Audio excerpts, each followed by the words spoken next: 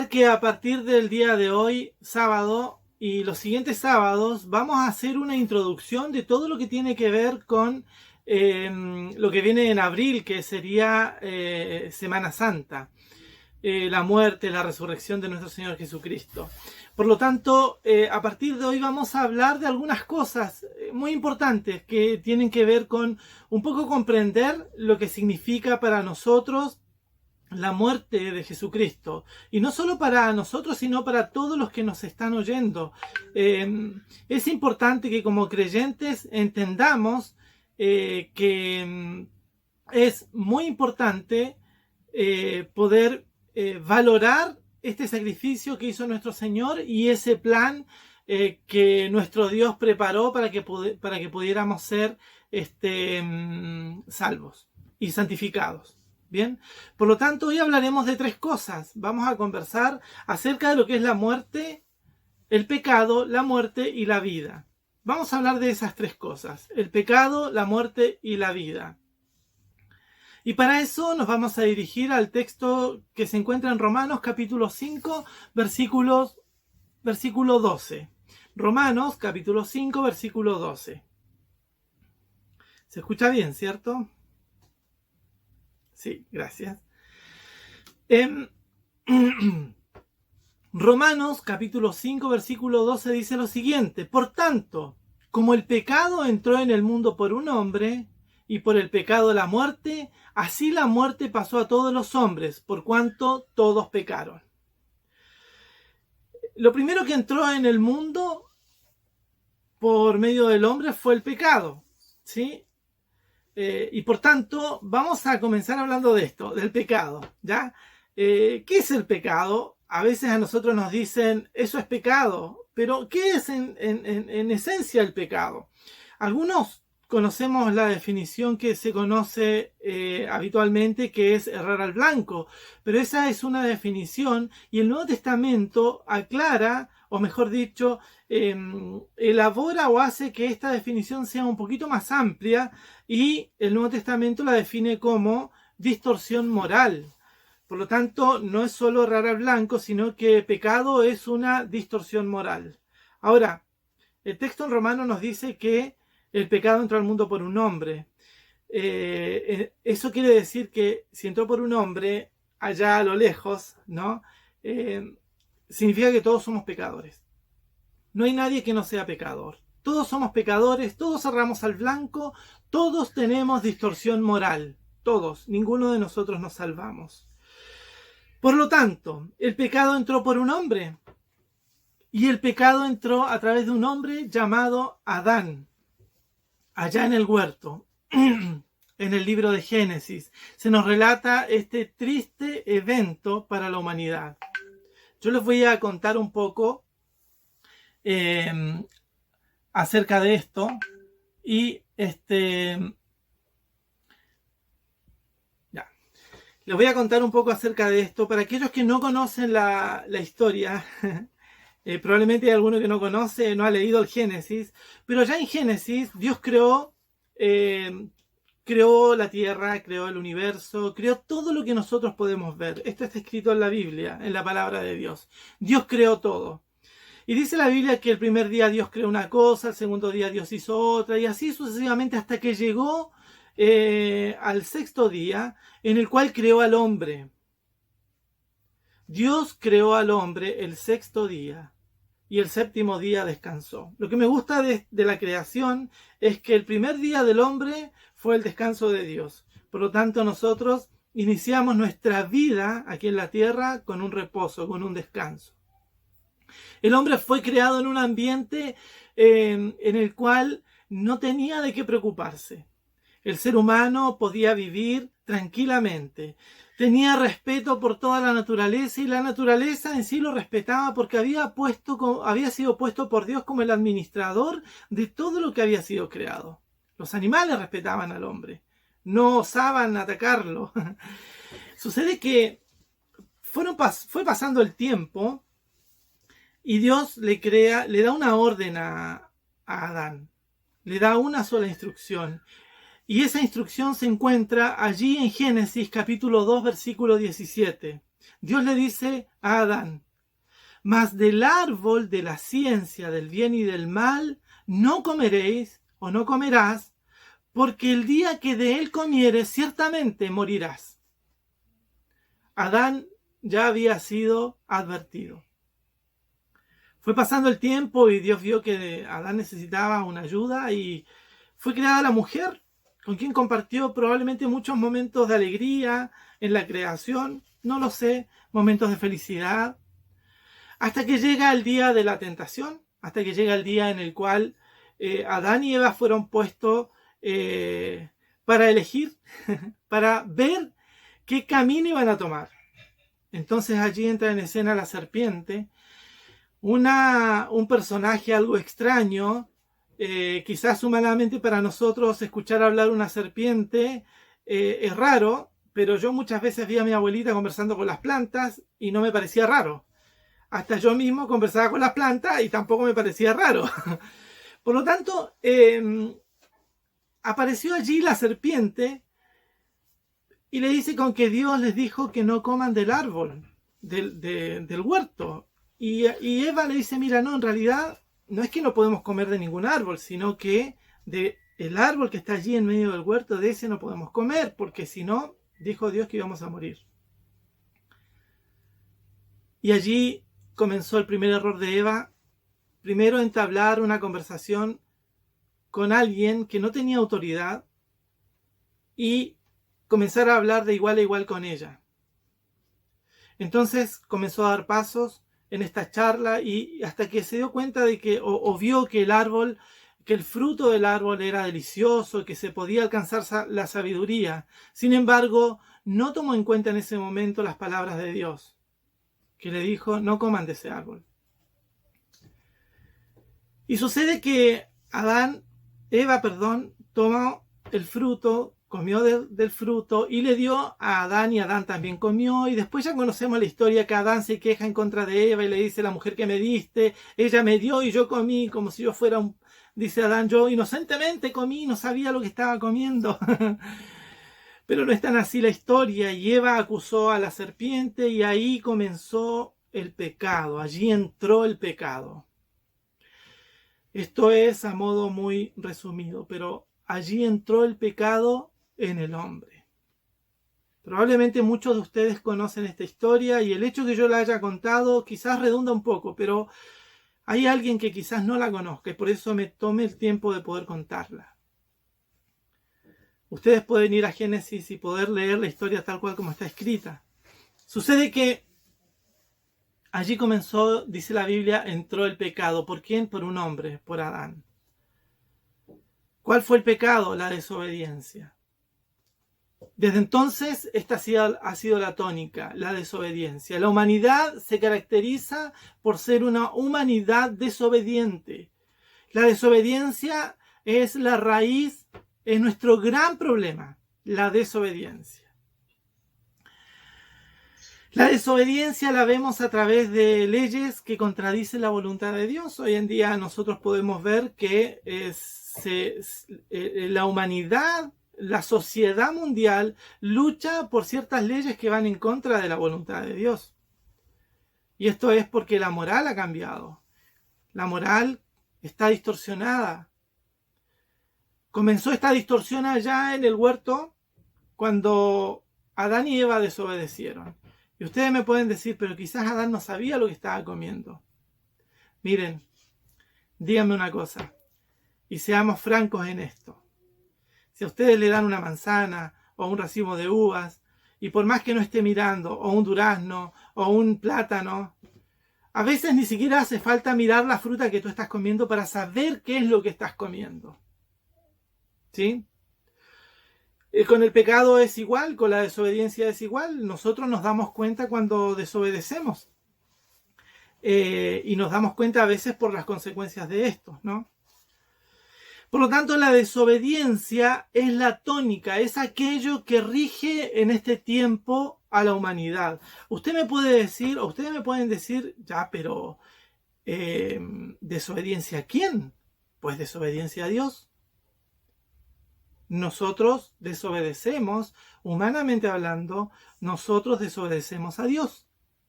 Porque Dios estipuló ciertas normas que nosotros no estamos cumpliendo y no vamos a poder cumplir tampoco, porque nuestro corazón es pecaminoso, nuestro corazón es malo, porque el pecado entró en el hombre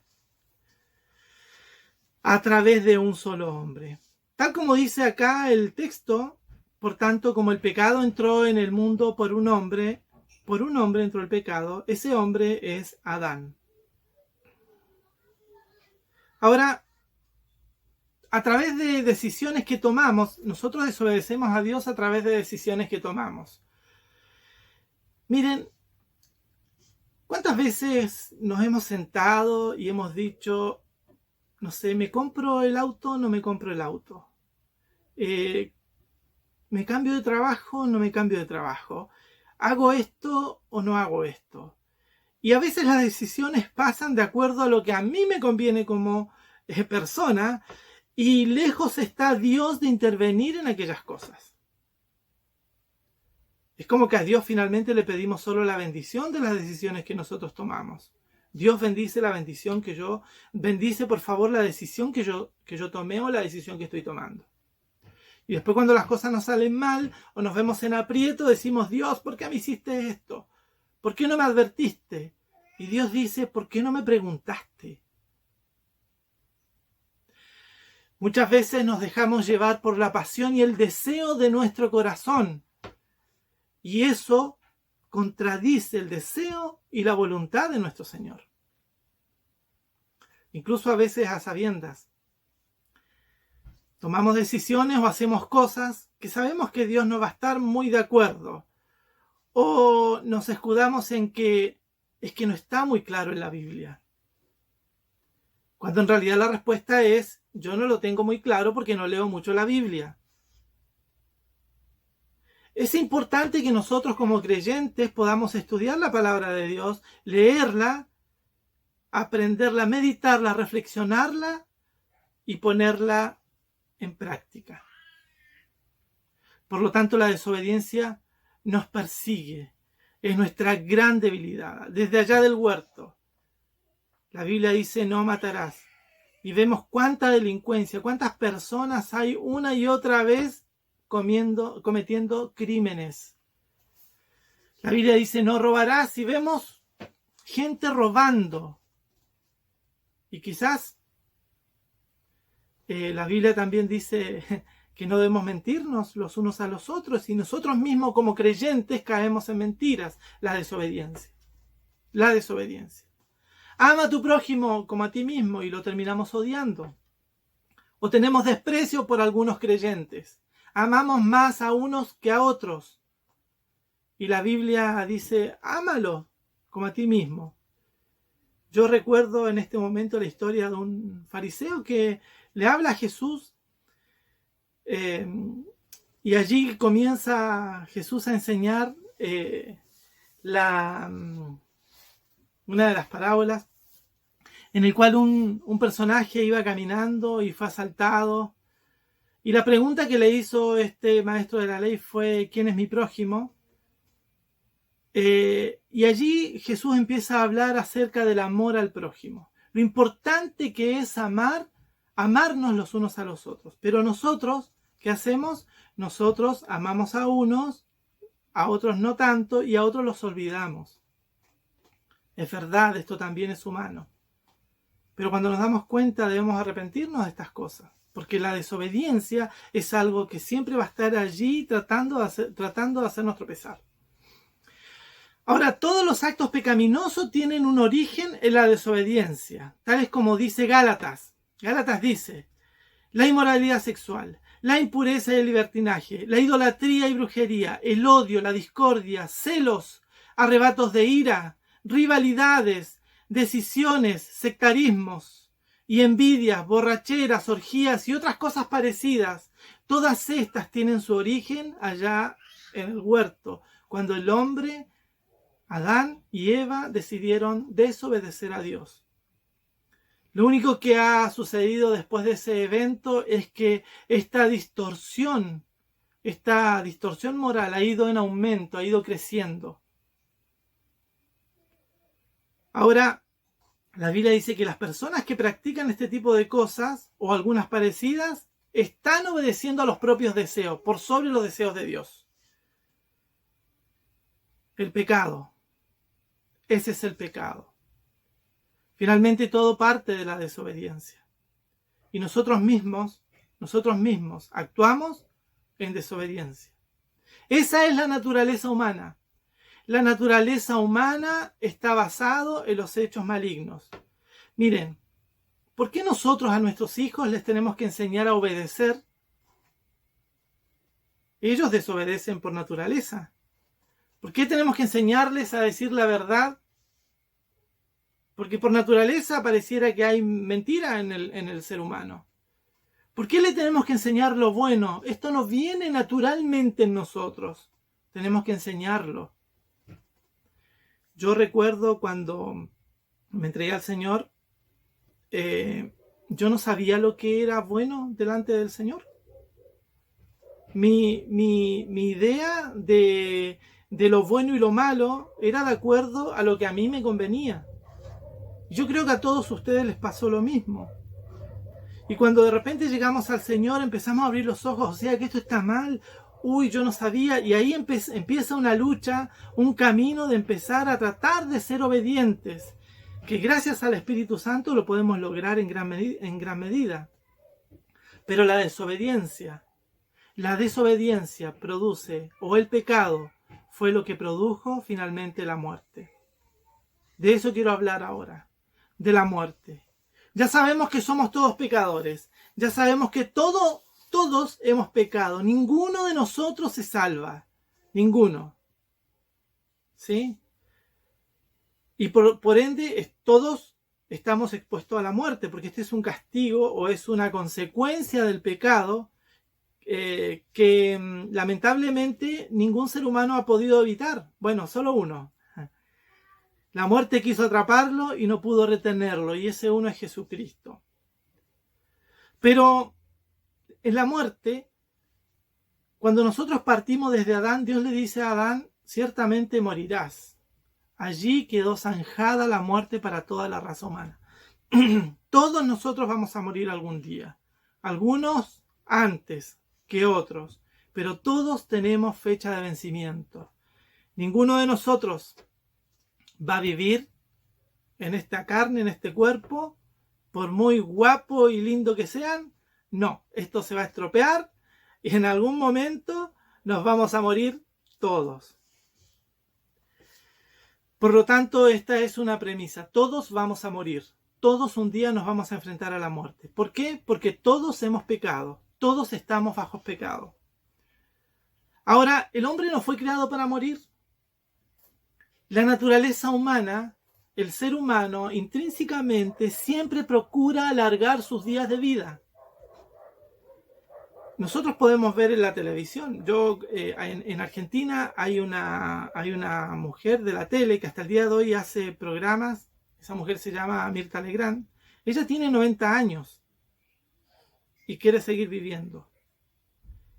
Y vive trabajando en la tele. No estoy diciendo que está mal que quiera seguir viviendo o no. Estoy diciendo que en el corazón del hombre, el hombre procura vivir lo más que pueda, porque es su naturaleza, porque fuimos creados para vivir, no para morir. La muerte es consecuencia del pecado. Por lo tanto, el pecado trajo el fin de la vida humana. ¿Sí? Adán supo que iba a morir el día que desobedeció. Ahora, ¿qué pasa después de la muerte? ¿Qué viene después de la muerte? No, nos morimos y listo. No, pues no. Porque Dios es un Dios justo y que ejerce justicia. Por lo tanto, la muerte, después de la muerte viene el juicio. Sí, viene un juicio. Viene un juicio para todos nosotros. Todos nosotros tenemos que ponernos delante de Dios a cuenta y rendir cuenta de lo bueno y lo malo que hicimos. Y si alguno está en deuda, va a tener que pagar. Si alguno de nosotros está en deuda, vamos a tener que pagar hasta el último centavo que debamos. Es así. Esa es la realidad. Porque todos nosotros debemos pagar por nuestros pecados. Ninguno de nosotros puede pagar sus pecados para quedar libre de condenación. No hay forma. No hay forma en la que nosotros podamos decir, ya, pero yo de hoy en adelante me porto bien. De hoy en adelante voy a juntar dinero para ayudar a los pobres. De hoy en adelante voy a juntar dinero y voy a buscar, no sé, algún mendigo y lo voy a ayudar. De hoy en adelante voy a luchar por eliminar la pobreza. No importa cuántas cosas buenas hagamos, nada nos salva de nuestra condenación. Estamos bajo juicio y estamos bajo condenación. Esto es así, naturalmente, es así.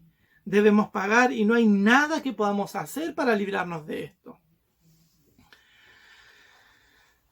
No existen actos bondadosos, no existe una cantidad de dinero ni nada que nos pueda servir para librarnos del lago de fuego y azufre, como dice Apocalipsis 21:8. Pero los cobardes, los incrédulos, abominables, asesinos, inmorales, hechiceros, idólatras y todos los mentirosos tendrán su herencia en el lago que arde con fuego y azufre, que es la muerte segunda. Estamos todos condenados a muerte. Esa es la realidad humana, que está condenada a muerte. No hay forma de librarnos de esto. Así estábamos. Yo recuerdo cuando yo me entregué al Señor, antes de eso, a mí habían pensamientos que me atormentaban muchísimo. Y uno de esos pensamientos tenían que ver con qué iba a pasar conmigo después de que yo me muera. La muerte era algo a lo cual yo le tenía mucho miedo a la muerte. Porque para mí era algo totalmente incierto, probablemente para muchos de ustedes también. Para colmo, en ese tiempo, que no era creyente, había escuchado hablar a unos locos evangélicos acerca de estas cosas y más miedo me daba. Un día escuché un evangélico que dijo, en aquel tiempo cuando yo no era creyente, que dijo, y más o menos como que hasta los 8 años ya no tienes mucha conciencia de pecado, así que tendrías que, los que mueren antes de los 8 años son salvos. Yo le rogaba a Dios morirme antes de los 8 años, me acuerdo. Tenía como 7 años. Tenía miedo. Después pasaron los años, ¿no? Y estaba siempre ese temor hacia la muerte. Porque sabía, en mi conciencia, yo creo, estaba allí grabada el hecho del juicio o la rendición de cuentas esta que yo iba a tener que tener y que en algún momento iba a tener que pagar. Pero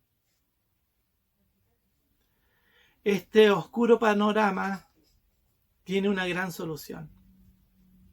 Este oscuro panorama, gracias a Dios literalmente, no va a terminar así. O no tiene por qué terminar de esta manera. ¿Por qué? Porque podemos recurrir a alguien, podemos recurrir a la vida. Y de eso quiero hablar ahora, de la vida. Ya sabemos que todos somos pecadores. Ya sabemos que todos hemos fallado y hemos desobedecido delante de Dios. Ya sabemos que todos estamos en deuda. Todos nosotros estamos en deuda delante de Dios. Y esa deuda ninguno de nosotros la puede pagar. Nadie. Ni aunque la hagamos bien a medio mundo. No la vamos a poder pagar. Pero sí hay vida, sí hay esperanza. Sí hay una forma en la cual tú y yo, todos los que me escuchan y los que me van a escuchar en las redes sociales o me están escuchando en las redes sociales, todos nosotros podemos recurrir y podemos tener vida y podemos librarnos de ese lago de fuego y azufre del que habla la Biblia. Nos podemos librar por medio de la vida. Queridos amigos, a eso vino Jesucristo, a librarnos de nuestra condenación, nuestra justa condenación. Jesucristo vino a eso, vino a librarnos. El Padre envió a Jesucristo para salvarnos del lío en el que estábamos metidos. Tremendo lío estábamos metidos. Era una cosa imposible. Yo me acuerdo que una de las cosas que me atormentaban, yo en Argentina nosotros teníamos una estufa leña, y llegó un momento que ya no quería yo hacer fuego porque cada vez que hacía fuego sentía el calor de esa llama y yo decía, ¿así me voy a quemar? Este era un pensamiento que yo tenía. Pero Jesucristo vino a salvarnos de la muerte eterna, para darnos vida eterna. Jesucristo murió y pagó, siendo justo, Él pagó la fianza, Él pagó por todas las deudas que nosotros teníamos. Fue al Padre y le dijo, mira, yo pago por todos estos. Si ellos aceptan el pago, porque también hay que aceptar el pago. Jesucristo vino a salvarnos de la muerte eterna para darnos vida eterna. Pero para eso tú y yo debemos reconocer que somos pecadores y que merecemos el castigo por ser desobedientes, por el pecado. Debemos reconocer, debemos ir a Jesucristo y decirle, ¿sabes qué? Yo soy culpable de todo lo que se me acusa. Yo realmente he fallado. Yo realmente no tengo cómo librar, cómo pagar mi deuda y necesito ayuda. Y viene a mi mente la situación de aquel que estaba crucificado a un lado de Jesucristo y dice, acuérdate de mí cuando vengas en tu reino. Pero antes ese hombre hace una declaración tremenda. Le dice al otro que estaba condenando a Jesús, le decía, ¿ni siquiera tú temes estando en la misma condición? Este hombre que estaba siendo crucificado al lado de Jesucristo, le dice, nosotros de verdad merecemos este castigo, pero este es justo. Este es justo. Llama a Jesucristo justo. Él declara que Jesucristo es el justo. Y por esa razón, el que estaba en las puertas del infierno recibió salvación. Y Jesucristo le dijo, hoy estarás conmigo en el paraíso, y así fue, estoy seguro. Y eso es, si nosotros queremos hoy una salvación, pues acerquémonos a Jesucristo, ¿sí? Reconozcamos que necesitamos perdón. Reconozcamos que somos pecadores, reconozcamos que necesitamos ser salvos. Podemos recibir la vida eterna confiando en la palabra de Dios, confesando nuestros pecados y aceptando a Jesucristo como Señor y Salvador. Quiero decirles algo. Probablemente por todo lo que yo dije anteriormente, alguno de ustedes tuvo temor, tuvo miedo. Pero si has aceptado a Jesucristo, no tengas miedo, porque el temor, Jesucristo lo vino a quitar. Y vino a poner gozo, alegría y paz. Ten paz. Si has aceptado a Jesucristo, ten paz. Confía en tu Señor. Confía en Dios. Pero si no lo has hecho, pues da el paso. Dile al Señor, Señor, hoy yo te acepto. Quiero ser libre de condenación. Yo soy un pecador. Yo merezco el castigo que está escrito allí en tu palabra, pero yo quiero ser libre de ese castigo. Perdóname. Perdóname. Ahora quiero hablarte, iglesia. Queridos amigos, creyentes, jóvenes, muchachos, ahora te tengo que decir algo. Porque esto el Espíritu Santo me lo mostró justo antes de esta prédica. Debemos predicar el Evangelio. Tú te acabas de dar cuenta de la condenación y el gran problema en el que está metida la humanidad entera. Debemos predicar este Evangelio de Jesucristo, porque hay condenación esperando al mundo. Y nosotros no podemos estar cómodos en nuestros hogares y tranquilos sabiendo que el mundo se está muriendo afuera. El castigo es muy grande.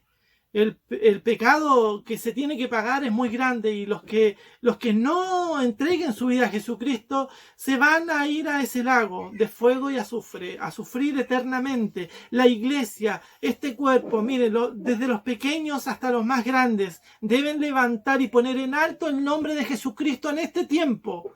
Es hora de predicar a través de Facebook, de Instagram, de YouTube, de WhatsApp, por teléfonos. No dejemos que el mundo se muera sin Cristo. No permitamos que eso pase. No culpemos a la pandemia de que no podemos predicar. No culpemos, no nos pongamos obstáculos nosotros mismos. El Evangelio, nada lo puede detener. La Biblia dice que la palabra de Dios es viva y es eficaz y es más cortante que toda espada de dos filos y penetra hasta partir el alma, las coyunturas, los tuétanos. Es poderosa la palabra de Dios. Es tiempo de que tú te levantes. En cuarentena, levántate. Dobla tus rodillas, busca al Señor, intercede. El Espíritu está libre. El Espíritu no está atado, no está encerrado. Es tiempo de que como iglesia nos levantemos, de que hablemos esa palabra. Yo he visto en todo este tiempo cómo Dios ha cumplido la palabra que habló en aquel campamento que los dones iban a comenzar a manifestarse. Yo he visto los dones en nuestra iglesia funcionar. He visto cómo el Espíritu se está moviendo en nuestros hermanos de la iglesia. Pero no lo dejemos encerrado. No dejemos que eso quede aquí entre cuatro paredes, seguros allí en nuestra casita, en la cocina donde tú estás sentado, en tu living. No lo dejemos allí. Hagamos que el techo se abra, que este poder de Dios comience a fluir a través de nosotros. Hay poder en nuestra vida, es el poder del Espíritu Santo, y yo lo he visto obrar en este tiempo, y Él no se va a detener. Nosotros debemos subirnos al carro de la victoria del Señor y predicar este evangelio, porque tú y yo ya sabemos cuál es la condenación que tiene el mundo, y ellos están muriendo, ellos no saben que se están muriendo. No vengo a decirte que hables de un evangelio de prosperidad o de un evangelio de que todo te va a salir bien. No, hay que hablar de un evangelio de salvación. Hay que hablarle al mundo de que se está yendo al infierno, de que se está perdiendo, y nosotros somos los responsables de hablar esta palabra. Tú tienes el Espíritu Santo. Dios te lo dio, me lo dio a mí. Es tiempo de hablar. Es tiempo de predicar el evangelio. Yo quiero pedirte que allí donde estás cierres tus ojos. Por un momento, cierra tus ojos. Y vamos a orar al Señor. Vamos a orar así como oraron los discípulos cuando ellos tenían miedo. Jesucristo había resucitado y ellos tenían miedo allí donde estaban. Ellos se reunieron y oraron al Señor y le dijeron: Señor, yo te pido que me des poder, que nos des poder para hablar sin temor tu palabra. Y en esta tarde quiero que cada uno, desde los más pequeñitos hasta los más grandes, dejemos las excusas de lado, dejemos todos nuestros problemas de lado y podamos decirle: Señor, quiero predicar tu evangelio. Quiero hablar de ese espíritu, de esa palabra que tú pusiste en mi corazón. Quiero predicar este evangelio sin temor, sin miedo, sin nada, sin ningún obstáculo. Quiero hablar. Te lo pido, Señor. Dame la fuerza, dame el poder, dame la autoridad que tengo, pero que a veces siento que no la tengo. A veces me siento que no tengo palabras. Pero tu palabra dice que tú pones palabras en mi boca. Jesucristo vino a dar vida, y nosotros somos los que tenemos que anunciar esa vida. Te aseguro que el Señor no te va a dejar de lado. Hoy en día hay mucha gente, muchísimas personas que están sufriendo no solamente temas económicos o materiales, está sufriendo el alma, el espíritu, el corazón. ¿Por qué? Porque hay matrimonios quebrantados, porque hay vidas que están siendo destruidas, hay suicidio, hay depresión, hay un montón de cosas destruyendo a la humanidad, y la iglesia no se puede quedar allí sentada, no podemos estar sentados. Así que levántate en el nombre de Jesucristo y predica el evangelio. Hoy en día puedes usar tus dedos, podemos usar nuestros dedos y poner un mensaje, un teléfono. Llama a una amiga. Probablemente el Espíritu Santo puso a alguna persona en tu corazón. Llámalo por teléfono. Dile que Jesucristo le ama. Dile que hay salvación. Dile que hay sanidad para el alma quebrantada, para el espíritu roto. Eso tenemos que hacer. Predicar las buenas nuevas.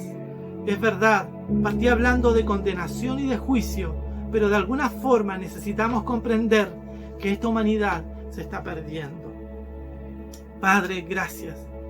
Gracias porque todavía hay oídos escuchando. Señor, gracias porque tú has hablado a mi corazón, Señor, y me has remecido con estas palabras y me has hecho buscar tu rostro, Padre, y me has hecho darme cuenta del gran problema en el que estamos metidos como humanidad. Señor, queremos predicar ese evangelio. Danos la fuerza que necesitamos. Si alguno cree que no tiene palabras, Señor, demuéstrale que sí tú le has dado palabras. Gracias, Padre. Bendigo a tu iglesia, Señor. Bendigo a tus hijitos y te doy gracias por este tiempo que ha comenzado. Muchas gracias. En el nombre de Jesús. Amén y amén. Que el Señor les bendiga.